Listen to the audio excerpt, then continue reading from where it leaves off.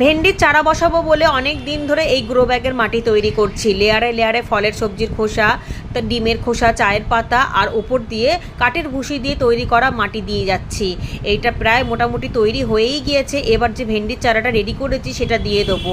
ওপর দিয়ে খানিকটা গোবর সার দিয়ে দেবো। পুরনো ভেন্ডি গাছের জন্য কলার খোসা নিয়ে এনেছি।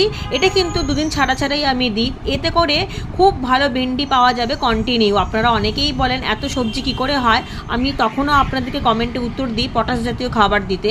এই কলার খোসার মধ্যে প্রচুর পটাশ সার থাকে, তাতে কি প্রচুর প্রচুর পরিমাণে আপনারা সবজি পাবেন। এই দেখুন ভেন্ডি গাছে কন্টিনিউ কিন্তু ভেন্ডি হয়েই যাচ্ছে, আর আমি কিন্তু পটাশ সার জুগিয়েই যাচ্ছি আপনাদেরকে। সেই কারণেই আমি সবসময় বলি গাছের মাটিটা খুব ভালোভাবে তৈরি করতে হবে। তাড়াহুড়ো করে যে কোনো রকমভাবে মাটি তৈরি করলে কি আর সেরকম সবজি পাওয়া যাবে বা ফল পাওয়া যাবে? সেই জন্য মাটিটা খুব ভালোভাবে তৈরি করে নিতে হবে, তবে একেবারেই রোগমুক্ত। এইভাবেই কিন্তু আমি প্রচুর সবজি পাই বাগান থেকে।